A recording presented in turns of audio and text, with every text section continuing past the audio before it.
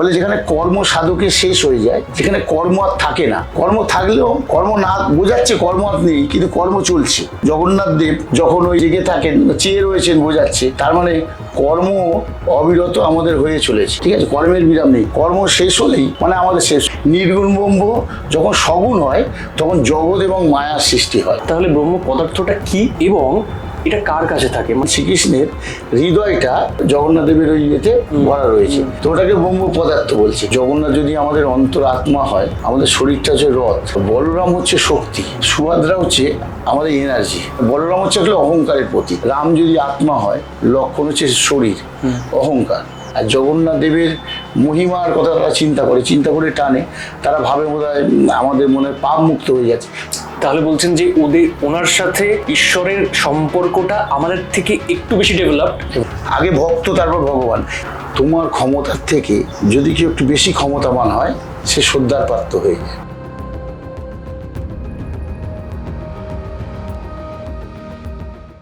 একটা রথ, আর তাকে কেন্দ্র করেই লক্ষ লক্ষ মানুষের ভিড়, আর সেই ভিড়েই লুকিয়ে রয়েছে হাজার হাজার প্রশ্ন, সেই ভিড় থেকেই উঠে আসছে হাজার হাজার রহস্যের গন্ধ।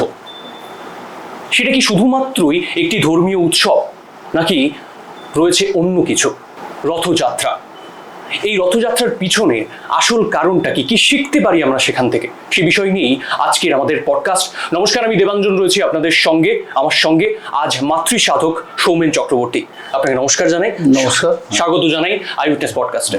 প্রথম প্রশ্ন থাকবে আপনার কাছে, আপনি মাতৃ সাধক, আপনি মায়ের সাধনা করছেন, এই যে সামনে রথযাত্রা আসছে, রথ সম্পর্কিত যদি একটু বেসিক ধারণা, একদম যারা প্রথম যে খুব এক্সাইটেড, যারা একদম কচিকাঁচা, একদম ছোট বয়স, তাদের ক্ষেত্রে রথযাত্রাটা কি, এবং অনেকে বলে যে শুভ রথযাত্রা, এই সম্বোধনটাও কি কোথাও ঠিকঠাক, কি মনে হয়? অ্যাকচুয়ালি রথযাত্রাকে কেন্দ্র করে নানান জনের নানা রকম মত আছে। এটা হচ্ছে বিভিন্নভাবে এই সময়টাকে কেন্দ্র করে বাচ্চাদের মধ্যে একটা হুল্লোড় আসে, যেটা হচ্ছে রথের মেলা, পাঁপড় ভাজা খাওয়া, জিলিপি খাওয়া, এবং একটা আনন্দের উৎসব থেকে থাকে। এবং বাচ্চারা, ছোট ছোট বাচ্চারা তারা আনন্দ করে জগন্নাথ, বলরাম, সুভদ্রা দেবীর রথ তারা চালিয়ে নিয়ে রাস্তায় রাস্তায় ঘোরে, এবং সেইটা তাদের কাছে একটা আনন্দের বিষয়বস্তু ছাড়া আর কিছুই নয়।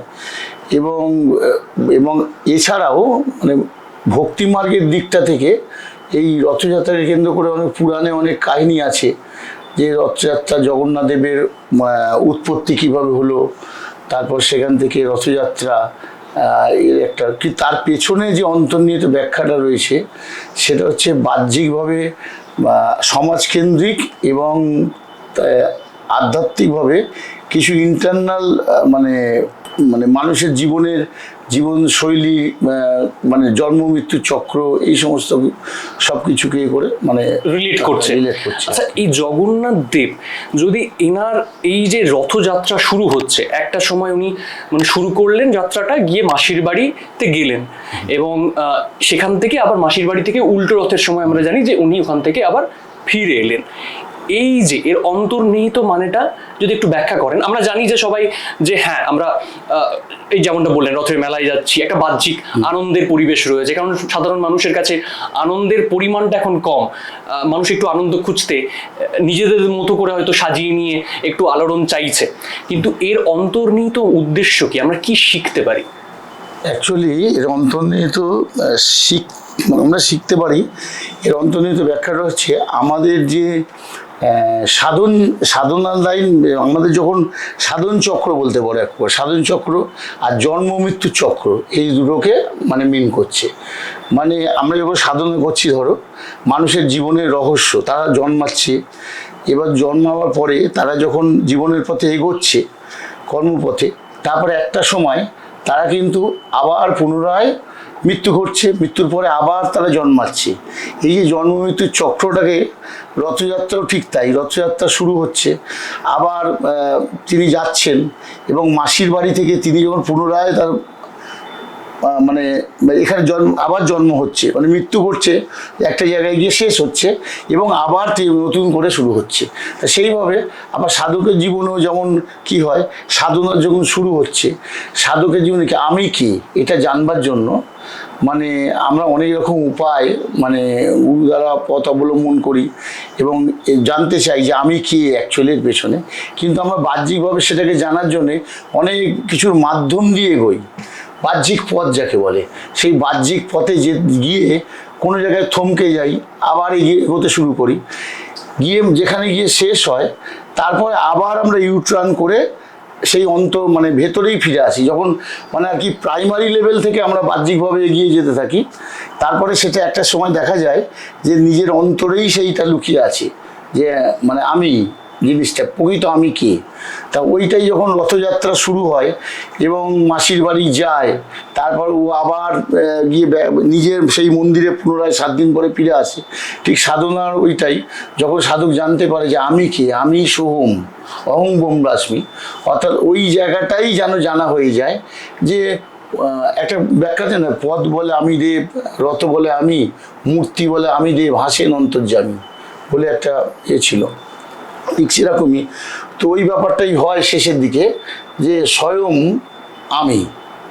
আমি অন্তর্যামী, অর্থাৎ আমি সব কিছু করি, হ্যাঁ, আমি ছাড়া কেউ কিছু করে না, অর্থাৎ সোহম হয়ে যাওয়ার ব্যাপারটা। তখন সাধক নিজের মধ্যেই নিজে হারিয়ে যায়।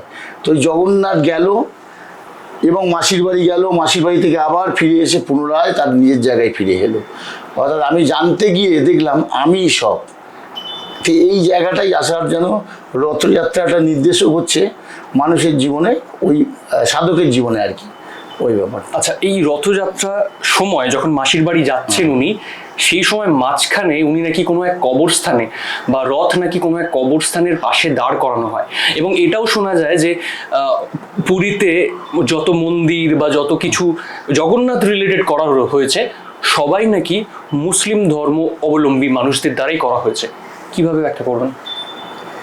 এটা আমার কাছে মুসলিম ধর্মীয় মানুষদের কাছে, আমার কাছে নেই, আমাদের বিভিন্ন জাতের যতই সবর জাতি এবং ছোট উঁচু নিচু সবাইকে মানে জগন্নাথ দেব গ্রহণ করেছেন, মানে কাউকে তিনি ফেলে দেননি। এই ব্যাপারটা আছে আমাদের সমাজে। এখন কি ঘটছে যে উচ্চ বর্ণের মানুষ নিচু বর্ণের মানুষকে যেরকম টর্চার করছে, এবং মুসলমান জাতি দ্বারা এখন যেরকম মানে পীড়িত হয়েছে বহু যে যুগ আগে মুঘল মানে সাম্রাজ্যের আমলে, তখন হিন্দুরা বহু পীড়িত হয়েছে। এই যে সেই সমাজের জিনিসটা, এবং পরবর্তীকালে আমরা মুসলমানদেরও উপেক্ষা করেছি, কিন্তু দেখাচ্ছে জগতের যিনি সৃষ্টিকর্তা অর্থাৎ প্রভু, তিনি কিন্তু আমাদের জন্ম দিয়েছে সকলকে একভাবে ঠিকই, কিন্তু কাউকে আলাদা চোখে তিনি দেখেননি, তিনি সকলকে একত্রে গ্রহণ করেছেন। মানে রামকৃষ্ণ পরমহংসদেব এই যত মত তত পথ, হ্যাঁ, ব্যাখ্যাটা ঠিক ওই রকম। মানে সবারই মানে সাধনার পথ বা জানার পথটা আলাদা হতে পারে, কিন্তু কোনো একটা জায়গায় গিয়ে সবাই যেন এক জায়গায় মিলিত হচ্ছি আমরা। মানে নদী যেদিক দিয়ে যাক কেন, সাগরে গিয়ে সবাই মিলিত হই। তো অ্যাকচুয়ালি তার সাগর, ওই জন্য এই জনসমুদ্র একসঙ্গে মিশে যায় ওই পুরী ওই রথযাত্রার দিনকে। সবাই মানে আবাল বৃদ্ধবনিতা, উঁচু নিচু এবং জাতি ধর্ম নির্বিশেষে প্রত্যেকের জন্যেই কিন্তু এই জগন্নাথের রথযাত্রা একটা উদাহরণ। আচ্ছা, এই মানে ওনারা তো 3 জন, জগন্নাথ, বলরাম এবং সুভদ্রা, এই 3 জন যে ওনারা আসছেন, ব্রহ্ম পদার্থ, একদম সরাসরি যদি কোশ্চেনটায় আসি, জানি না কতটা কন্ট্রাডিক্টরি হবে বা কতটা একটু মানে অন্য ধরনের কোশ্চেন হবে, ব্রহ্ম পদার্থটা কার কাছে থাকে? জগন্নাথ দেবের কাছে, বলরাম দেবের কাছে, না সুভদ্রা দিদির কাছে থাকে? তুমি যেটা বলছো যেটা হচ্ছে ব্রহ্ম অর্থাৎ ইউনিভার্স জিনিস ব্যাপারটা একটা আলাদা। মানে আমরা যা কিছু দেখছি জগৎ, ঠিক আছে, আমরা কিন্তু ইউনিভার্সকে খালি চোখে দেখা যায় না অ্যাকচুয়ালি। তো বিভিন্ন ভারতবর্ষের বিভিন্ন সাধক মহাপুরুষগণ তারা এই ব্রহ্মকে নানা রকমভাবে ব্যাখ্যা করতে গিয়ে তখনই মূর্তি সম্বলিত কিছু ব্যাপার এসে গেছে। ব্যাপারটা বুঝেছো? যেমন আমাদের এই তুমি কালীঘাটের কালী বলো, হ্যাঁ, এরকম কামাখ্যা দেবী, কামরূপ কামাখ্যা, তারপর আরও অনেক কিছু আছে, যেরকম আমাদের এই বিষ্ণুকেও দিয়ে হয়েছে উদাহরণ। তো জগন্নাথ দেবেও একটা প্রপার ব্যাখ্যা আছে, নৃসিংহদেব এবং জগন্নাথ দেবকে নিয়ে, যেন ঠিকঠাক ঈশ্বরের উদাহরণ, অর্থাৎ ব্রহ্মের উদাহরণ। তাই মানে জগন্নাথ দেবকে তুমি দেখবে তার চোখগুলো বড় বড়, চোখের পাতা পড়ে না, পাতা নেই। কারণটা কি? কারণটা হচ্ছে যে দেখবে বলে ঈশ্বরের যদি কর্মে যদি টাইমের কোনো গন্ডগোল হয়ে যায়, সময়ের কোনো, তাহলে কি হয়, তাহলে এই পৃথিবীটা যিনি চালাচ্ছেন তিনি সময়ের ভুল করে ফেলেন, কোনো কিছু তার দ্বারা ভুল হয়ে যায়, তাহলে পৃথিবীর কর্ম ব্যাহত হলে ধ্বংসের একটাই। যার জন্যে তিনি ঈশ্বর কখনো ঘুমান না, ঈশ্বর সর্বদাই চেয়ে আছেন, অর্থাৎ তিনি সর্বদাই তার কর্মেরত।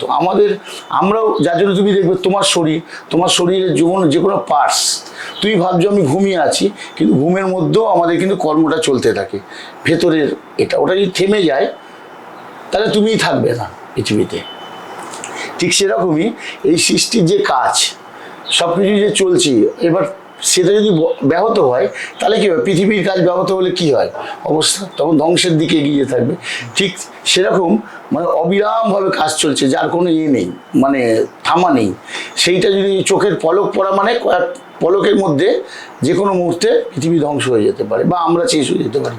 তো সেইটা বোঝাবার জন্য আর একটা বোঝার জন্য অবজারভেশন, অর্থাৎ নির্গুণ ব্রহ্ম বলে যেখানে কর্ম সাধকে শেষ হয়ে যায়, যেখানে কর্ম আর থাকে না।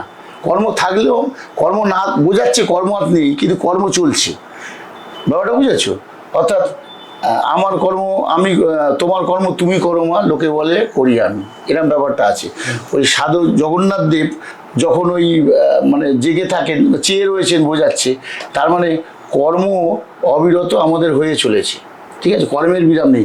কর্ম শেষ হলেই মানে আমাদের শেষ। এই নির্গুণ ব্রহ্মের ব্যাপারটা তাই বোঝাচ্ছে, যেন দেখাচ্ছে তার কর্ম নেই, তাকে দেখাই যাচ্ছে না, ইনভিজিবল, কিন্তু অ্যাকচুয়াল কর্ম পৃথিবীতে চলছে, ব্যাপারটা বুঝেছো?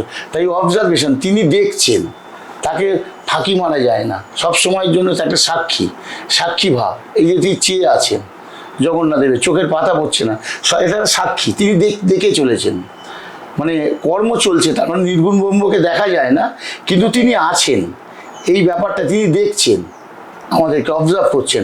এই ব্যাপারটা বোঝাবার জন্য জগন্নাথ দেবের চোখের ওই পাতা মানে পড়ে না, নেই, মানে দেখানো হয়নি তাকে। আচ্ছা, মানে ওইভাবে বড় বড় চোখ ওইভাবে রাখা হয়েছে। এবং হ্যাঁ, ওইটাই আর কি নির্গুণ ব্রহ্ম। দেখবে আমরা বলি নির্গুণ ব্রহ্ম যখন সগুণ হয় তখন জগৎ এবং মায়ার সৃষ্টি হয়, মায়ার সৃষ্টি হয়ে গেল। নির্গুণ ব্রহ্ম যদি আজকে তার ইচ্ছা না থাকতো তাহলে জগতের সৃষ্টি হতো না, তার ইচ্ছা দ্বারাই, নির্গুণ ব্রহ্মের ইচ্ছা দ্বারাই জগতের সৃষ্টি হয়েছে। কিন্তু এই যে ব্রহ্ম পদার্থ, যেটা নিয়ে আমার কোশ্চেনটা ছিল, তাহলে ব্রহ্ম পদার্থটা কি এবং এটা কার কাছে থাকে? মানে যখন আমি শুনেছি ইনি একাধিক মানে শোনা কথা রয়েছে, গল্প রয়েছে যে প্রত্যেক 12 বছরে যে ওই ব্রহ্ম পদার্থটিকে নিয়ে অন্য নতুন করা কাঠের মূর্তিতে দিয়ে দেওয়া হচ্ছে। ব্রহ্ম পদার্থ অ্যাকচুয়ালি ব্রহ্ম পদার্থ যেভাবে বর্ণনা করে, পদার্থ বলে তো ব্রহ্মের কোনো মানে অ্যাকচুয়ালি সচ্চিদঘং ব্রহ্ম, এটা হচ্ছে, এটার কোনো তো পদার্থ বলে তো কোনো কিছু নেই। পদার্থ কি? ব্রহ্ম পদার্থ এটা মানে অ্যাকচুয়ালি যে তোমার কৃষ্ণের যে হার্ট আমাদের কথিত আছে, ভগবান শ্রীকৃষ্ণের হৃদয়টা ওই তো মানে ওইখানে জগন্নাথ দেবের ওই ইয়েতে ভরা রয়েছে, তো ওটাকে ব্রহ্ম পদার্থ বলছে।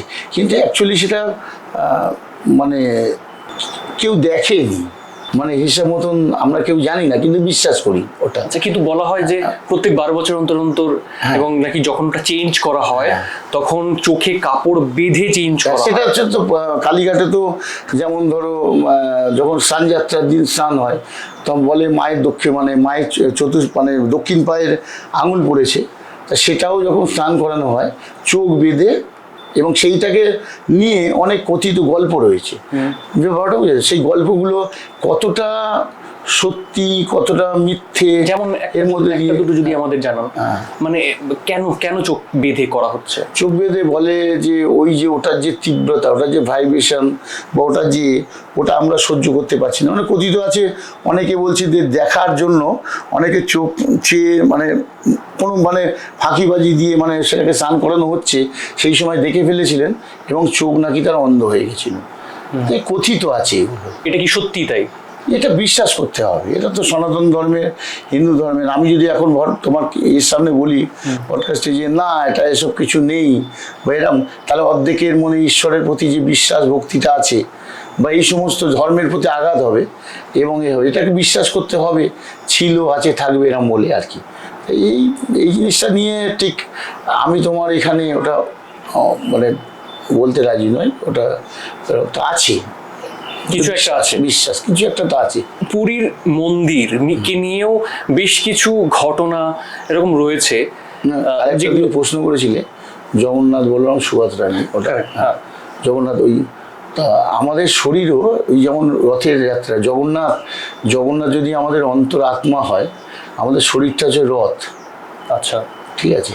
তা বলরাম হচ্ছে শক্তি আর সুভদ্রা হচ্ছে আমাদের এনার্জি। আমাদের এনার্জিকে মিন করে সুভদ্রা। তা একটা সাধক তার ওই আত্মা জগন্নাথ যে বলো যাই হোক অঙ্কটাকে মিন করছে জানতে গেলে পূর্ণ এনার্জি নিয়ে সে নিজের শরীরে প্রথম শরীরটাকে মন্দির করে, তারপরে সেই কেউ ভেতরে প্রবেশ করে এবং সবই ওই এনার্জির দ্বারাই সংগঠিত হয়। ওই জগন্নাথ বলরাম সুভদ্রাও ওই আমাদের শরীরেই রয়েছে অ্যাকচুয়ালি হিসাব মতো। মানে আমাদের ওইভাবে বাহ্যিক বলটাকে বা আমাদের এটাকে বলরাম বলছে, ভেতরের আত্মাটাকে জগন্নাথ বলছে। শরীর আর মানে বলরাম হচ্ছে একটা অহংকারের প্রতীক, অহংকার। আচ্ছা, শরীরটা তো অহংকার। আচ্ছা, হ্যাঁ, সেই রাম সীতা লক্ষণের ক্ষেত্রেও তাই। আচ্ছা, রাম যদি আত্মা হয়, লক্ষণ হচ্ছে শরীর, অহংকার। হ্যাঁ, তার সীতা হচ্ছে এনার্জি। আচ্ছা, আর হনুমান হচ্ছে আমাদের শ্বাস প্রশ্বাস, আচ্ছা, বায়ু বা পবনপুত্র। হ্যাঁ, তো ঠিক সেরকমই জগন্নাথ আত্মা আর বলরাম হচ্ছে শক্তি, বাহুবল, শরীর, আর সুভদ্রা হচ্ছে আমাদের এনার্জি। আচ্ছা। এই টোটাল সম্বন্ধ নিয়ে আমাদের আর কি এটাকে মিন করে আর কি জগন্নাথ বলরাম সুভদ্রা। আচ্ছা, এই যে দড়ি টেনে নিয়ে যাওয়ার ব্যাপারটা, এত লক্ষ লক্ষ লোক ওই দড়ি টেনে নিয়ে যাচ্ছে, মনে করা হয় যে ওই দড়ি টানলে নাকি অনেক মানে জন্মের পাপ ক্ষয় হয়ে যায় বা এরকম কিছু। এগুলো বিশ্বাস ব্যাপারটা বুঝেছো। লক্ষ লক্ষ লোক একটা কিছুর একটা পেছনে মানে তাদের বিশ্বাস সেখানে টেনে নিয়ে যায় এবং সেই রথটা টানে। লোকমুখে এগুলো প্রচলিত যে সেই রথ টানলে নাকি পাপ ক্ষয় হয়। হয়তো কারো কারো ক্ষেত্রে হয়েছে আর কি। পজিটিভ এনার্জি, পজিটিভ ভাব আমাদের শরীরের মধ্যে একটা কোনো কিছু দেখুন নিয়ে আধ্যাত্মিকতা নিয়ে যদি আমরা থাকি তাহলে আমাদের শরীরের সব কিছু আধ্যাত্মিক, কিন্তু যদি প্রপার মানে নিয়ে আমরা থাকি তাহলে একটা পজিটিভ সবসময় ভাব আমাদের মধ্যে থাকে। আর পজিটিভ ভাবের যখন আমাদের উদয় হয় তুমি দেখবে তখন অনেক কিছুই আমরা অনেক কিছু থেকে মুক্ত হই, নেগেটিভ এনার্জি আমার থাকে না। তো জগন্নাথ দেবের রথ টানার সময় ওখানে অনেক মানুষ থাকে যারা পাপি তাপি বলে, সবাই ভিড় করে ওখানে। তুমি দেখবে জগন্নাথ দেবের যখন রথ টানা হয় তখন তাদের মনের অভ্যন্তরে সমস্ত কিছু এই যে পঞ্চবৃত্তি কাম ক্রোধ লোভ মদ মোহ মাশ্চর্য সব কিছুকে ভুলে যেন তাদের শরীরের সমস্ত প্রবৃত্তি ভুলে যেন তারা থাকে আর কি। সেই মুহূর্তের জন্য মানে তারা একটা পজিটিভ চিন্তা করে যে আমরা টানছি কার, জগন্নাথ দেবের। আর জগন্নাথ দেবের মহিমার কথা তারা চিন্তা করে টানে। তারা ভাবে বোধহয় আমাদের মনে পাপ মুক্ত হয়ে যাচ্ছে, সত্যি হয়ে যাচ্ছে। তখন দেখবে সেই সময় দড়ি টানবার সময় অনেকের মনে উদয় হয় যে আমার এই সময়ই আমাদের সমস্ত পাপগুলোকে ঝেড়ে ফেলে আমাদের মুক্ত হয়ে যেতে হবে। তো ওই একটা মানুষের বিশ্বাস, অনেকের বিশ্বাস, কারোর কামনা নিয়ে যদি রথের দড়ি টানে তার কামনা পূরণ হয়। তো এটা তো হাজার মানে অনেক যুগ ধরেই চলে আসছে এইভাবে। তা সেটা যার ব্যক্তিগত, মানে কেউ মত দিয়েছে যে হ্যাঁ আমার সত্যি একটা আমি পুরী গিয়েছিলাম কিরম হয়, যেমন তুমি ধরো মনে করো তোমার বিশ্বাস তোমাকে টেনে একটা মন্দিরে নিয়ে গেছে, তোমার বন্ধু সে ফল পেয়েছে কোনো একটা কারণে, সে তার বন্ধুকে গিয়ে বলেছে, তো বন্ধুও গেছে, বন্ধু গিয়ে মানে হয়েছে তাকে সেই একইভাবে তাই প্রার্থনা করেছে, কিন্তু বন্ধু কিছু পেল না, তার কোনো ফলই পেল না। তার মনে বিশ্বাস উঠে গেল কই আমি তো চাইলাম, আমার তো মানে কিছুই হলো না। তো এইভাবেই মানুষের মনে বিশ্বাস আর অবিশ্বাসের দ্বন্দ্ব নিয়ে পুরীর রথযাত্রাও ঠিক সেই রকম, দড়ি ধরে টানাটানি করে নিয়ে গিয়ে যাবে। অনেকের মনে করা হয়, সবাই সেই বিশ্বাসেই যায়, আবার অনেকে ভাবে ঠিক আছে যাই, প্রতি বছরই যাই। এটা আনন্দ, একটা ভক্তি, একটা শ্রদ্ধা মিশ্রিত একটা কিছু, মানুষের একটু শান্তি, সব কিছুই মিলিত একটা রূপ ওটা। আচ্ছা, ব্যাপারটা বুঝেছো? আচ্ছা। যে তার মানে বিশ্বাস সব কিছু নিয়েই একটা ব্যাপার। এটার মধ্যে যে যার মানে সবাই বলে, একসঙ্গে সবাই বলে আমার মনোকামনা পূরণ হয়েছে। তো যেখানে মেজরিটি বেশি পায়, তা সেখানে অটোমেটিক্যালি সেইটাই প্রচার হয় যে যা রটে তার কিছু তো বটে। কিছুটা বটে, কিছুটা বটে। ওটাও মনস্তাত্ত্বিক ব্যাপার। তোমাকে কি বললাম, সবই তোমাদের মনের ইচ্ছা অনিচ্ছা। মনটা তোমাদের ইচ্ছা, মনই তো যত নষ্টের গোড়া। মনই তো আমাদের ইচ্ছা করে অনিচ্ছা করে। এই যে জগন্নাথ দেবের দেখো, তুমি দেখো জগন্নাথ দেবের হাত নেই, পা নেই, অ্যাকচুয়ালি ওটা নির্গুণ ব্রহ্ম। যেমন আমি তোমাকে বলি, এই যে একটা ইট যদি কোথাও পড়ে থাকে, ইটটা এক জায়গায় পড়ে আছে, আমরা মনে করি এটা কি আছে, এটা তো কিছুই না। কিন্তু যদিও ইটটার ক্ষমতা আছে যেন কত, একটা পিলারকে দাঁড় করিয়ে দিতে পারে। সবচেয়ে নিচের ইটটা সে কিন্তু একটা পিলারকে দাঁড় করিয়ে দেয়।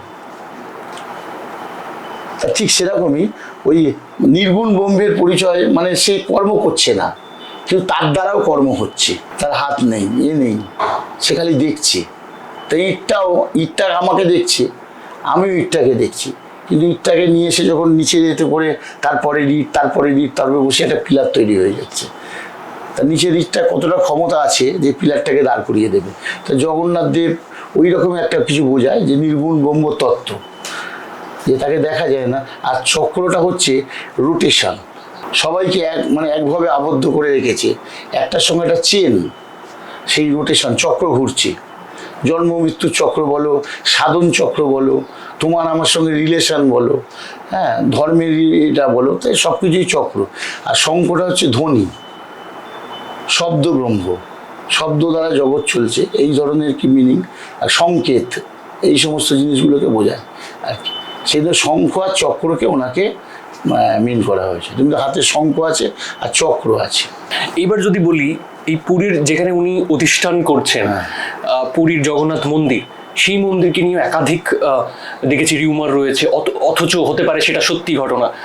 যেমন ধরুন, মন্দিরের ভিতরে ঢুকলে দেখা যায় যে বাইরের কোনো আওয়াজ শুনতে পাওয়া যাচ্ছে না, বা সমুদ্রের আওয়াজ আসছে না, কিংবা ওই পুরীর মানে জগন্নাথ মন্দিরের উপর থেকে কোনো কাক পক্ষী কিংবা কোনো প্লেন যায় না। হাওয়া দিলে নাকি সেই মন্দিরের উপরে যে মানে ধ্বজাটা, সেটা হাওয়ার বিপরীত দিকে বইছে। এটা কতটা যুক্তিযুক্ত? কিংবা ওই মন্দিরের ছায়া পড়ছে না কোথাও, কতটা যুক্তিযুক্ত? দেখো, হনুমানজি গল্পটা আছে, সমুদ্রের যে আওয়াজটা, ওই কানপাতা হনুমান বলে একটা হনুমানজি আছে। আচ্ছা, পুরীর মন্দিরের কাছে দেখা যায় ওই মন্দির। ও নাকি অষ্ট হনুমানের সবচেয়ে আর কি বড় ভাই বলছে আর কি, বলে উল্লেখ আছে। তো ওই কানপাতা হনুমান সেই সময় জগন্নাথ দেব নাকি সমুদ্রের আওয়াজ সহ্য করতে না পেরে ওই হনুমানজিকে আদেশ করেছিলেন। তা তখন হনুমানজি নিজের কানে সমস্ত শব্দ শ্রবণ করে নিয়েছিলেন, যার ফলে ওটা জগন্নাথ মন্দিরের ওই আওয়াজটা পুরীর মন্দির পৌঁছায় না। তো এটাও ঠিক, তুমি আমাকে ব্রডকাস্টে নিয়ে এসছো, এর পেছনে বিরাট বড় সায়েন্সও আছে, বিজ্ঞান ছাড়া কোনো কিছুই হতে পারে না। বেশ ব্যাপারটা হয়েছে। তো এই বিজ্ঞানটাই আমার মনে হয়, এটা ভালো বলতে পারো, তখনকার দিনে যারা এই পুরীর মন্দির তৈরি করেছিলেন। আচ্ছা, বলছি ডিজাইনেরও, এই সায়েন্টিফিক ভাবে যে ডিজাইন করা হয়েছে মন্দিরটা, তারও বিজ্ঞান বলছি কি, এখনকার এই বিজ্ঞান নয়, যেগুলো আবিষ্কার করছে তা নয়, যারা করেছেন, ক্রিয়েটিভিটি যাকে বলে, ক্রিয়েট করেছেন, তাদের কতটা চিন্তা ভাবনা বা ছিল প্রগতিশীল, বেশি ছিল, তারা তখনকার সময় ওই সময় ইঞ্জিনিয়ারিং স্ট্রাকচার বলছেন, সবকিছু অ্যাডভান্স ছিল। এখনকার মনে হয় আমরা বলি অনেক যুগ এগিয়েছে, উন্নত হয়েছে, আমার মনে হয় তখনকার সময়ে আরো বেশি উন্নত ছিল। কোনো কিছু না করে পাথরের পর পাথর দাঁড় করিয়ে দিয়ে একটা স্ট্রাকচার দাঁড় করানো আছে। তুমি ভাবো না, তুমি একে কেদারবদ্রী চলে যাও, এতে চলে যাও। তখনকার সময় অত উঁচুতে, তখন এরকম পাথর বয়ে নিয়ে যাওয়ার কোনো কিছু ছিল না, ছিলাম যন্ত্র বা ওঠানোর। পাহাড়ের অত উঁচুতে কিভাবে মন্দিরগুলো হলো? সেই সময় আজ থেকে মুঘলদের আমলে 600-700 বছর আগে, মানে তখনকার দিনে British period, Howrah bridge, Victoria মেমোরিয়ালের, মানে এখনো পর্যন্ত পুরীটা ঘোরাতেই পারেনি, ওরা যা করে গেছিল। তখনকার সময় যে এগুলো ছিল, সেই স্ট্রাকচারে, মানে তখনকার চিন্তা ভাবনার আমি মনে করি অনেক বেশি ইয়ে ছিল আমার সেই সূত্রে। এবার তুমি যদি বলো সেটা ঈশ্বরীয়, তাই বিজ্ঞান তো ঈশ্বরকণা বলে একটা কিছু আবিষ্কার করেছিল, ঈশ্বরকণা।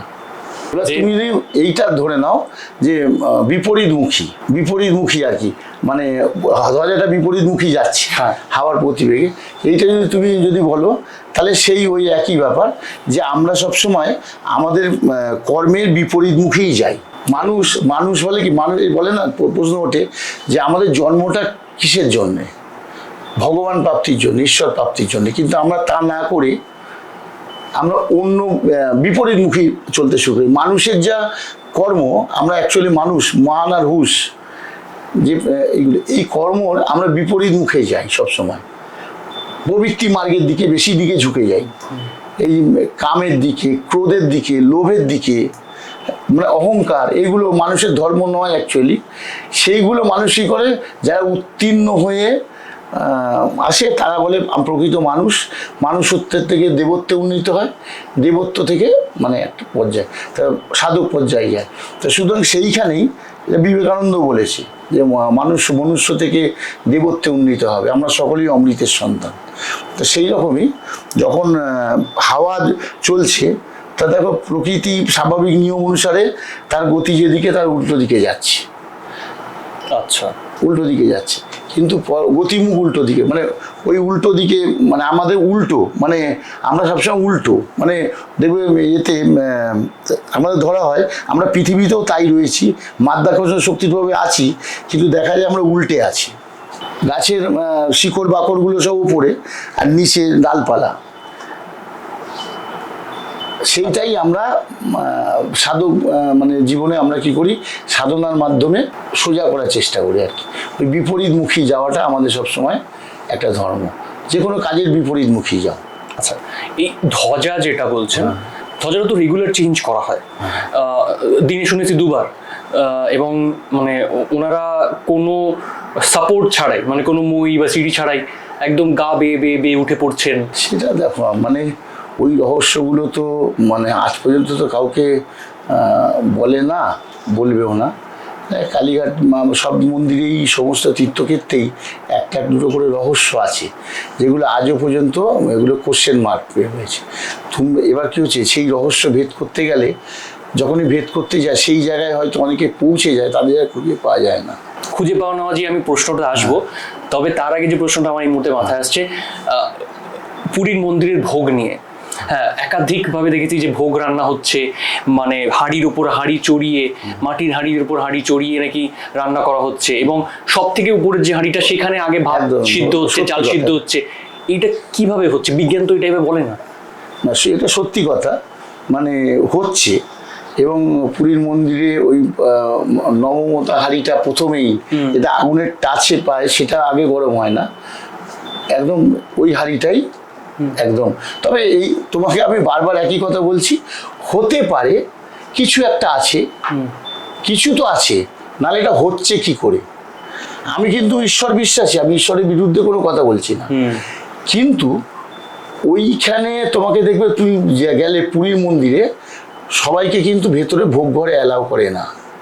সাধারণ যাত্রী, নিত্যযাত্রী বা পুরো পারমিশন নিয়ে তবে সেখানে হয়তো কারোর অ্যালাউ হয়, ভোগ ঘরে সবাইকে অ্যালাউ করে না। মানে এবং ভোগ রাজ্যে যারা, তারাও কিন্তু একটা শ্রেণী যারা ওখানে ভোগ রাধে, খালি ওদের ওইটুকুই বলা যে হ্যাঁ আমরা এরকম আগুন জ্বলছে, প্রথম একদম ওপরের হাঁড়িটা রান্না হয়ে যাচ্ছে, আর তলার হাঁড়িটা, এগুলো তো বাইরে বেরিয়ে আসার পর মানে তুমি জানতে পারছো। তুমি কি একদম সচক্ষে, আমি তো দেখবার চেষ্টা করেছিলাম সেটা, আজমির শরীফেও নাকি ওরকম একটা কিছু আছে। আচ্ছা, হ্যাঁ, যে ওই রকম ওপরের হাঁড়িটাই রান্না হয়ে যায়, নিচের হাঁড়িটা আগুনের তাপে যেটা থাকে আগুনের সামনে, সেটা পরে হয়। আচ্ছা, তা এটার পেছনে আমি বলবো না, আমি ঈশ্বরের হাত বলে ছেড়ে দিচ্ছি। কেন ওই ব্যাপার, ওখানে ভেতর দিয়ে তো শুনেছি গঙ্গা এবং সরস্বতীও বয়ে যায় ভোগ ঘরে, ওই ভোগ ঘরের মধ্যে দিয়ে দিয়ে আচ্ছা বয়ে যায়।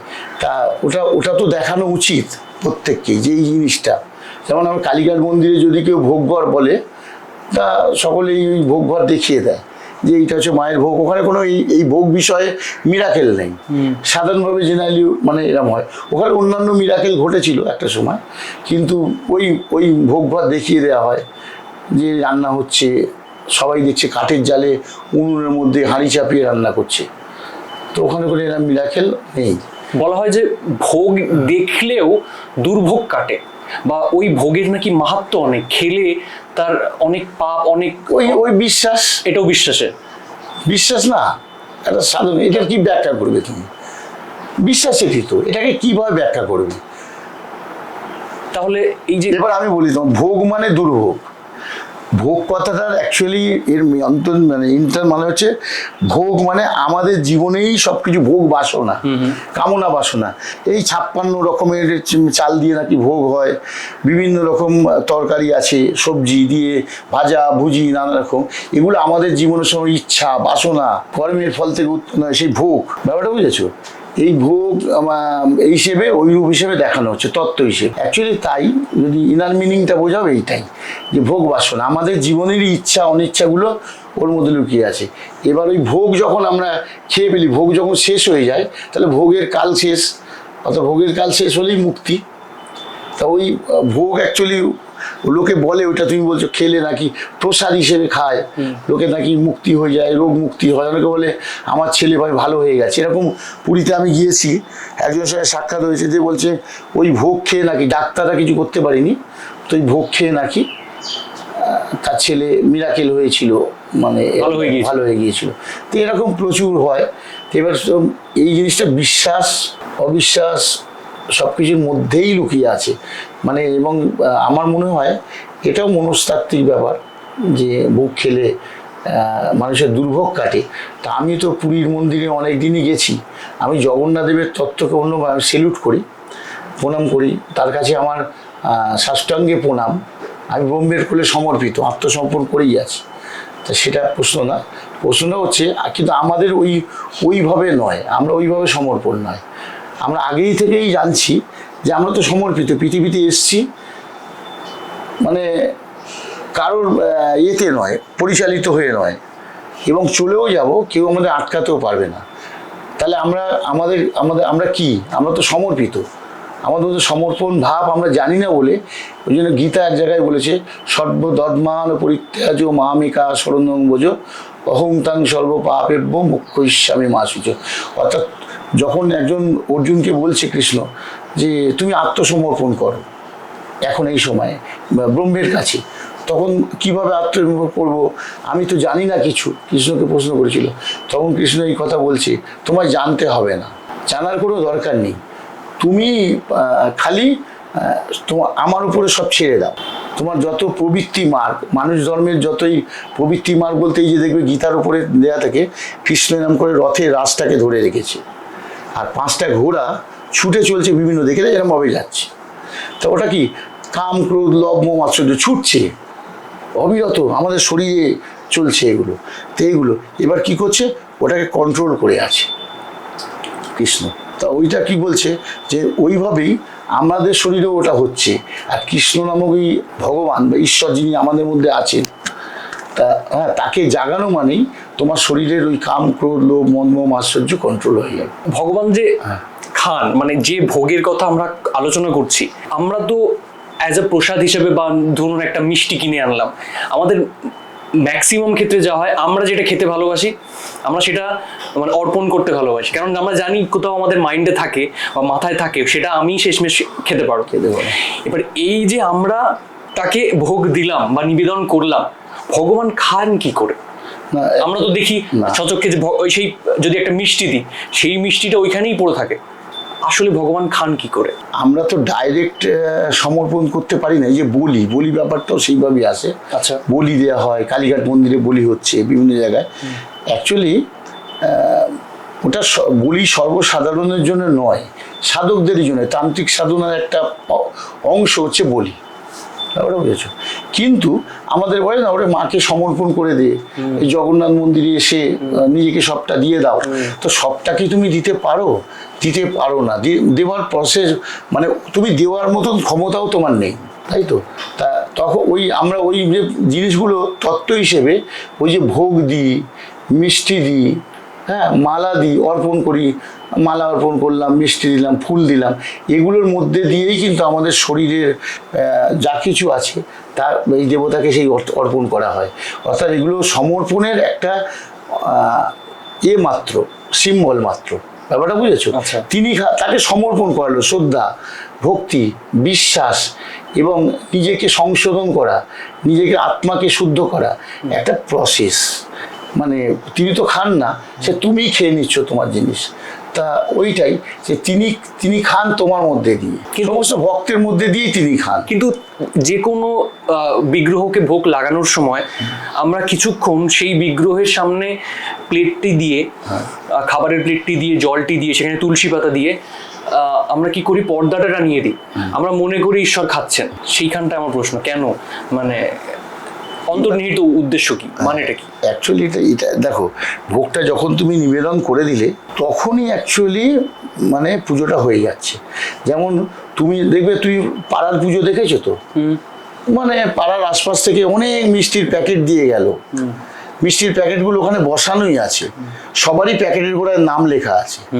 এবার সবার নামে কি পুজো ওই নাম ধরে ধরে পুরোহিত পুজো করছে না। একটা তুমি চাল ডাল দিয়ে গেলে, সেও পুজো হচ্ছে না। ঠাকুরমশাই এটা রাখুন, তা ঠাকুরমশাই পুজো করার পর হয় ওই কমিটি নিচ্ছে, মানে ঠাকুরমশাই ব্যাগ ভর্তি করে নিয়ে চলে যাচ্ছে জিনিসগুলো। অ্যাকচুয়ালি কমিটি যেটা ভোগটা রান্না করছে তারই একটা থালায় ওই পঞ্চব্যঞ্জন সাজিয়ে মায়ের কাছে দেয়া হচ্ছে, মাকে ওই ভোগটাই উৎসর্গ করা হচ্ছে। ওই ভোগটা নিয়ে গিয়ে যেখানে বড় গামলার মধ্যে কিছুটা মিশিয়ে দেওয়া হলো বা কিছু, সেইভাবেই লোকে পাচ্ছে। অ্যাকচুয়ালি তোমার পুজোটা ওইখানেই হয়ে যাচ্ছে। তুমি যে মাকে অর্পণ করছো, ঠাকুরমশাই নিন দক্ষিণাটা, নিন, ওইখানেই তোমার পুজো অ্যাকচুয়াল হয়ে যায়।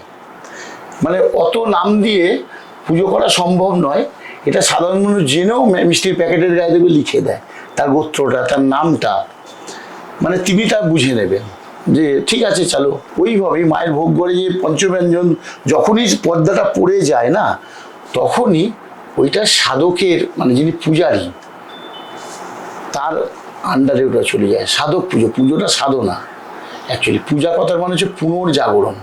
সাধক মানে তার ওই পুজোর মাধ্যমে জগতের কল্যাণ করার আগে নিজেকে তৈরি করে। কেমন? সাধকে উন্নত হয়, সে পাওয়ার পায়, একটা ইনার পাওয়ার।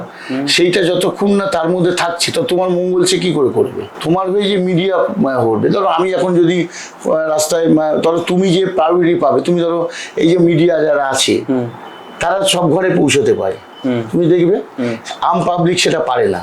তাহলে আমি আমার বক্তব্যটা তোমার কাছে তুলে ধরলাম, তুমি গিয়ে সেখানে প্রেস করবে যে জনসাধারণ কি বলছে, সবার এটাকে নিয়ে গিয়ে তুমি আবার নেতার কাছে গিয়ে বললে যে এই দেখো, তাহলে নেতার কাছে পৌঁছচ্ছ তুমি, জনসাধারণের কাছে পৌঁছচ্ছ তুমি। তাহলে বলছেন যে ওনার সাথে ঈশ্বরের সম্পর্কটা আমাদের থেকে একটু বেশি ডেভেলপড হতে হবে।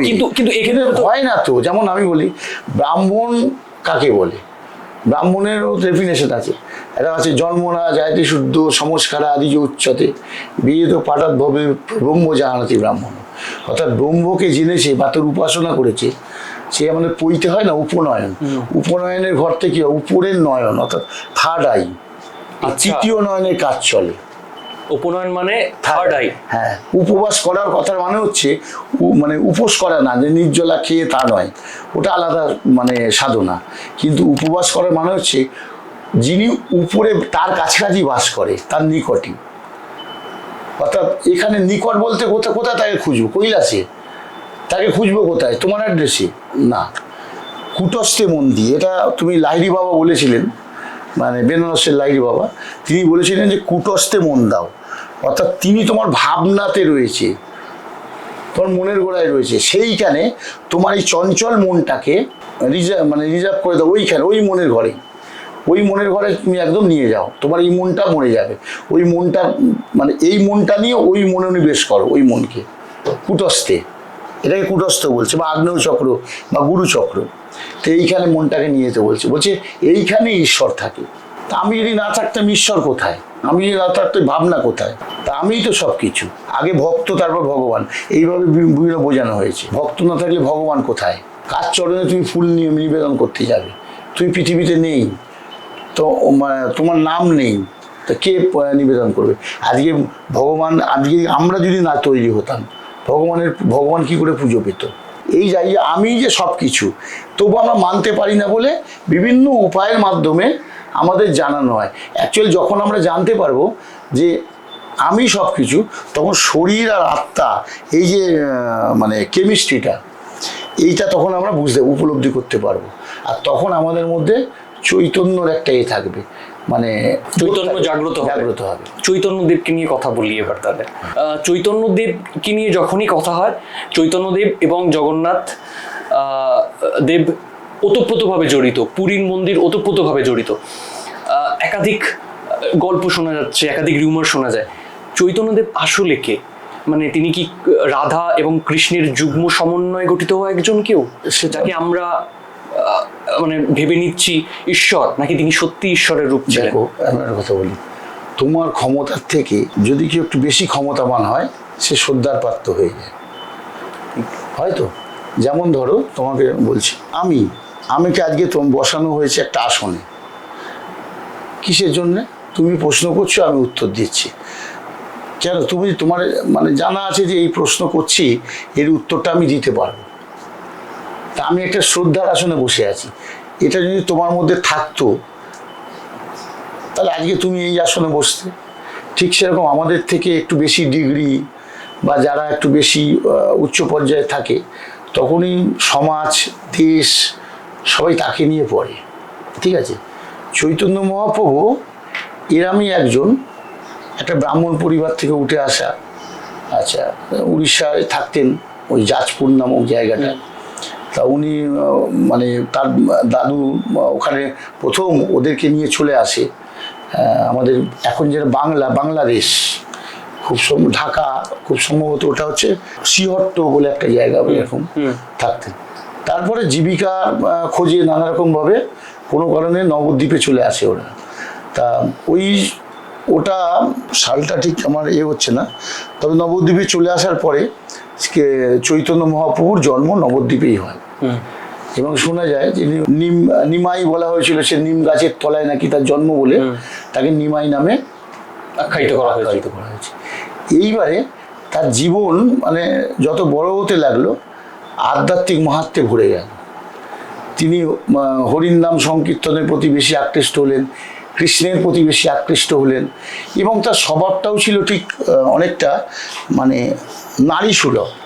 আচ্ছা, তুমি দেখে থাকবে চৈতন্যদেবের সবটা দীর্ঘাদি সুপুরুষ শরীর, চেহারা ছিলেন, লম্বা চুল, হ্যাঁ, বা আজানুলম্বিত বাহু, কিন্তু ওনার স্বভাবটা ঠিক যেন নমনীয়, কমনীয়, মানে সবসময় স্বীকার করে নেওয়া একটা ব্যাপার। তা নতজানু হয়ে যাবেন যেন এক্ষুনি তিনি। তো এই ধরনের তিনি স্বভাব ছিল, এবং আধ্যাত্মিকতার পূর্ণ বিকাশ ঘটেছিল ওর মধ্যে। একটা সময় উনি নবদ্বীপের পণ্ডিত হিসেবেও আখ্যায়িত হয়েছিলেন। আচ্ছা, হ্যাঁ, তা পণ্ডিত ওনাকে বলে জানতো। সে যাই হোক, পরবর্তীকালে মানে শুনেছিলাম ওনার দেশ যে উড়িষ্যা, মানে যাতে মানে উড়িয়া ছিলেন ওনার, কৌন এই উৎকল এ থেকে উৎকল নামে ছিল তখন উড়িষ্যা। উনি উড়িষ্যা ছিলেন, উড়িষ্যাবাসী, কারণ জগন্ময় মিশ্রের সন্তান, সেই জন্যে উনি উড়িষ্যার বংশজাত বাঙালি হয়ে গেছিলেন আর কি, বাঙালিদের মধ্যেও মিশে গিয়েছিলেন, তথাকথিত হিন্দু সমাজটাও ওকে গ্রহণ করেছিল। এবং পরবর্তীকালে উনি ওনার মায়ের নির্দেশে শুনেছিলাম উড়িষ্যায় এই কৃষ্ণের মাহাত্ম্যকে প্রচার করার জন্য উনি গিয়েছিলেন। দেখো, যে কোনো জায়গায় মন্দিরে তুমি দেখবে মন্দিরের ওতপ্রোতভাবে যারা জড়িত থাকে না, মানে জীবিকা নির্বাহ করে। এবার যারা এই আধ্যাত্মিকতার পূর্ণ বিকাশ যাদের মধ্যে ঘটে, তাদের সঙ্গে একটা জীবিকা নির্বাহ করে এরম পুরোহিত, ব্রাহ্মণ বা আশপাশে যারা লোকজন, যেটাকে ওটা তো স্বভাবতই তারা ঠিকমতো মেনে নিতে পারবে না, ঠিক পারবে না। তো সেই জন্যে যখন উনি গেছিলেন চৈতন্য মহাপ্রভু, তা তিনি গিয়ে যখন ওখানে ভালো খ্যাতি প্রসার লাভ করে ফেলছেন, সেই সময়ে কিছু ওনার মানে একাংশ, ওই সমাজের একাংশ, পুরোহিত সমাজের একাংশ, তারপরে কিছু রাজা, মানে তখনকার সময় মানে তখন খেপে গেছিল ওর বিরুদ্ধে। কেন সমস্ত জগন্নাথ মন্দিরে যত না ভিড় হচ্ছে, ওই চৈতন্য মহাপ্রভুকে জানবার জন্য লোকে বেশি ভিড় করছে, ভক্তগণ। আচ্ছা, সেই সময় এবং জগন্নাথ দেবের মাহাত্ম্যটাকে বোঝবার জন্যে উনি বহুবার পুরীর মন্দিরে গেছিলেন। মানে এরমও ছিল, পুরীর মন্দির বন্ধ, সেই সময় প্রধান পুরোহিত ওনাকে ঢুকতে দেবে না, ভোগ ঘরে মানে হবে। তা উনি কী করছেন, ওইখানেই ভাবাবেগে সমাধি লাভ করেছিলেন, একটা সমাধি অবস্থা পেয়ে গেছিলেন। মানে গরুর যেরকম কান হয়, গোকর্ণভাবে ওইভাবে তিনি পড়ে গেছিলেন, কুণ্ডলিনী পাকিয়ে। কুণ্ডলী পাকিয়ে সেই সময় হঠাৎই পড়ে গেছিলেন, ওনার শরীর থেকে দিব্য একটা জ্যোতি বেরোচ্ছিল, আর দেখছিল বন্ধ মন্দিরে মানে ঘন্টার আওয়াজ পাওয়া যাচ্ছে বা কিছু এরকম আরতির আওয়াজ পাওয়া যাচ্ছে অনেকক্ষণ। পরবর্তীকালে মন্দির যখন খোলা হলো, তো চৈতন্যদেব তখন আবার জ্ঞান ফিরল, এরকম আছে সেই সময় কথিত আছে। তাই বহুবারই এরকম তিনি ওইভাবে ঢুকে যেতে পারতেন, মানে দেওয়াল ভেদ করে জগন্নাথ মন্দিরে সমাধির মাধ্যমে বা কিছু আধ্যাত্মিক নিয়ে সূক্ষ্ম শরীরে তিনি চলে যেতে পারতেন। ওইভাবেই তিনি রথযাত্রার দিনও তিনি পুরীর মন্দিরে ঢুকেও গেছিলেন সশরীরে। ওই দিনে ঢুকে গিয়ে মানে ঢোকার পরে উনি প্রায় 5-6 ঘন্টা মন্দির বন্ধ ছিল, বন্ধের পরে উনি আর বেরিয়ে আসেননি। এবারে সেই ভক্তগণ যারা অনুগামী বা পারিষদবর্গ, তারা তার প্রভুর দেখা না পেয়ে তা চেল্লামিল্লি বাধায় যে উনি কোথায় গেলেন। তা পুরীর পাণ্ডারা তখন বলে উনি জগন্নাথের সঙ্গে নাকি বিলীন হয়ে গেছেন, মানে উনি বিলীন হয়ে গেছেন। তা এইটা তখনকার সময়েও মানে অনেকের প্রশ্ন মধ্যে ফেলে দিয়েছিল যে সশরীরে কি করে একজন জগন্নাথের সঙ্গে বিলীন হয়ে যেতে পারেন। তা ভেতরেই আরেকজন ভক্ত ছিলেন, তিনি দেখেছেন যে স্তম্ভের কাছে মানে ওনার মানে শরীরটা নাকি পড়েছিল। একজন দেখেছিলেন উনি। তা সেইটা তারপরে পরবর্তীকালে ওনার মন্দিরের ভেতর থেকে মানে কঙ্কাল পাওয়া যায়, মানে সেই কঙ্কাল দেখেও ওই কঙ্কালের পরিমাপও ছিল চৈতন্য মহাপ্রভুর যতটা লম্বা ছিলেন সেই লম্বা আজনী লম্বিত ওরকম বাহু সমেত কঙ্কালটা। তো হইচই পড়ে যায়, এটা নিয়ে রিসার্চও চলে প্রচুর এবং প্রমাণও হয়ে যায়। এবং এমনি অকাট্য যুক্তি যে কৃষ্ণ যদি তার শরীর রেখে যেতে পারে, এটা তুমি আগের দিনও বাড়িতে গিয়েছিলে, আমি বলেছিলাম কৃষ্ণ যদি শরীর রেখে চলে যেতে পারে, লোকনাথ ব্রহ্মচারীও বলেছিল যে আমি এই সময় মানে চলে যাব ভক্তদের, শরীরটা রেখেই তিনি তার করেছিলেন। তৈলঙ্গ স্বামীও তাই, তাকে নিয়ে পরে অনেক গল্প হয়েছিল, উনি পদ্মফুল হয়ে গেছিলেন, সেটা আমরা তো জানি না, বাট বিশ্বাস করে। তো ওদের যারা ভক্তরা বিশ্বাস করতে চায় এটা যে প্রভু পদ্মফুল হয়ে গেছেন, কিন্তু অ্যাকচুয়ালি জন্মালেই মরতে হবে। এটা গীতা বলছি, একদম জন্ম মৃত্যু হার, জন্মালে মরতেই হবে প্রতিটা মানুষকে। কৃষ্ণ যখন জন্মেছিল তার জন্যে তার মৃত্যুও ধার্য ছিল, মানে করা ছিল কিভাবে সে মরবে। যাই হোক, সুতরাং একটা শরীর নিয়ে চৈতন্য মহাপ্রভু কীভাবে জগন্নাথের সঙ্গে বিলীন হয়ে গেলেন, এটা নিয়ে প্রশ্ন এখনো থেকে গেছে।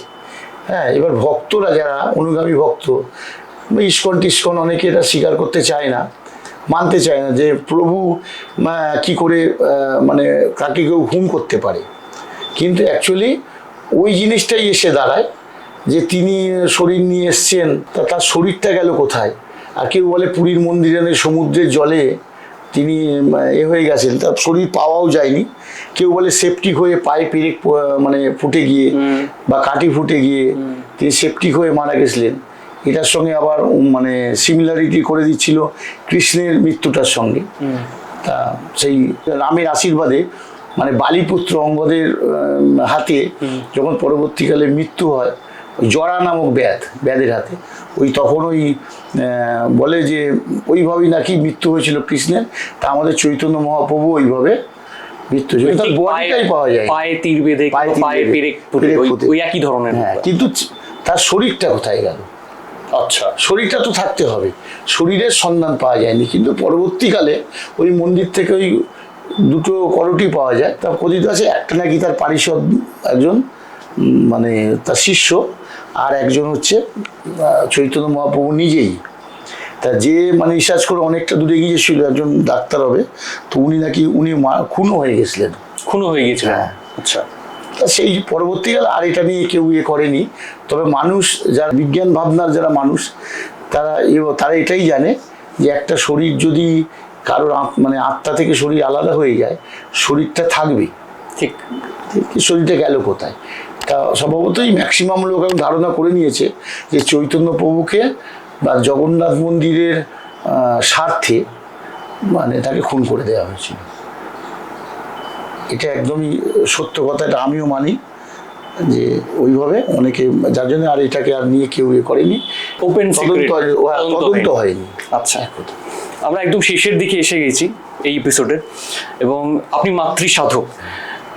বিশেষ করে এই মুহূর্তে একটা কোশ্চেন আমার মাথায় আসছে, সেটি হলো মা কালী এবং জগন্নাথ দেব কি এক?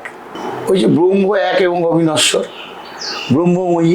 কালীকে যেরকমভাবে বর্ণনা করা হয়েছে, কালী ব্রহ্মময়ী, তা কালী তত্ত্বের মধ্যেও আছে নিগুড় রহস্যটা, যে মা জীব বের করে থাকে কেন, তার 3টে চোখ কেন, তার 4খানা হাত, এবং মা বলে শিবের ওপরে নাচের গল্প আছে যে তিনি যখন যুদ্ধ করছেন মা নগ্ন হয়ে গিয়েছিলেন, আর সেই সময় দেবতারা যখন তাকে থামাতে অপারগ হয়ে যায়, তখন স্বয়ং মহাদেব অর্থাৎ তার স্বামী এসে তিনি যখন শুয়ে পড়ে, তখন তার বুকের ওপর পা তুলে দেওয়ার ফলে একটা ধাক্কা খাওয়ার পরে তিনি জানতে পারেন যে কেউ একজন পায়ের তলায় এসে পড়েছে। সে নিচের দিকে তাকিয়ে দেখেন তার স্বামী, সে তখন তার লজ্জায় তার জিভটা বেরিয়ে যায়। তা এই ধরনের গল্প আছে। তো এটা তো গল্প, মানে অ্যাকচুয়ালি এইটা ওই তত্ত্বটা সত্য নয়। মানে মহাদেব পায়ের তলায় যিনি শুয়ে রয়েছেন, কালীর ধ্যানেই বলা আছে যে উনি অ্যাকচুয়ালি মহাদেব নন, মানে সবরূপ, মহাদেবকে দেওয়া হয়েছে কিন্তু সবরূপ মহাদেব হৃদয় পরিসমস্থিতম, অর্থাৎ অচৈতন্য অজ্ঞানী সবরূপ। মানে এই যে আমরা এখন যে রয়েছি না, আমরা অ্যাকচুয়ালি কিন্তু এই যে চৈতন্য যাকে বলছে, মানে অ্যাকচুয়ালি এটা চৈতন্য না। আমরা যা কিছু দেখছি, মানে বোঝার চেষ্টা করছি বা প্রবৃত্তির মধ্যে রয়েছি, এগুলো চৈতন্য নয়, এটা জাগা নয়। অ্যাকচুয়ালি অ্যাওয়ারনেস যেটাকে বলছে, সেটা অ্যাকচুয়ালি পূর্ণ চৈতন্য। যখন আমার কাছে আর ভেদ থাকবে না, সব এক হয়ে যাবে, বাসুদেবং সর্বমিতি, সব কিছুতেই বাসুদেবকে দেখব। তা সেই ব্যাপারটা তো এরকম ব্যাপার। তো মহাদেবের কালীর পায়ের তলায় 2খানা শিব, একটা মহাকাল, একটা সদাশিব। সদাশিব ধ্যানরত, অর্থাৎ বোঝাচ্ছে মা একটা অজ্ঞানীকে চৈতন্য দিচ্ছেন, আর স্বয়ং মানে পুরো পূর্ণ চৈতন্যময় হয়ে সদাশিব ধ্যান করছেন। অর্থাৎ শিব আর মহাদেব এই দুজনেই কিন্তু এক নয়। শিব আর মহাদেব আলাদা আলাদা ডেফিনেশন আছে। সেই ডেফিনেশন আমরা যাব, তবে এই এপিসোডের ক্ষেত্রে হয়তো কালীর বর্ণনাটাও হয়তো দিতে পারবো তখন। একদম তো এই এপিসোডের জন্য দীর্ঘায়িত হয়ে যাবে। আমি বলবো যে অনেক প্রশ্ন রয়ে গেল, একটা এপিসোডে তো ধরা সম্ভব নয় সমস্ত কিছু, বাট জগন্নাথ দেব নিয়ে এবং শ্রী চৈতন্য দেব নিয়ে আমরা যতটুকু জেনেছি, আশা করি যারা দর্শক রয়েছেন তারা সমৃদ্ধ হতে পেরেছেন সেই তথ্যে, এবং আশা করি আপনাদের ভালো লেগেছে। কেমন লাগলো জানাবেন, কমেন্ট করবেন, এবং অবশ্যই সাবস্ক্রাইব করবেন, সঙ্গে থাকবেন। অপেক্ষা করুন, পরবর্তী পডকাস্ট খুব তাড়াতাড়ি আসছে। নমস্কার।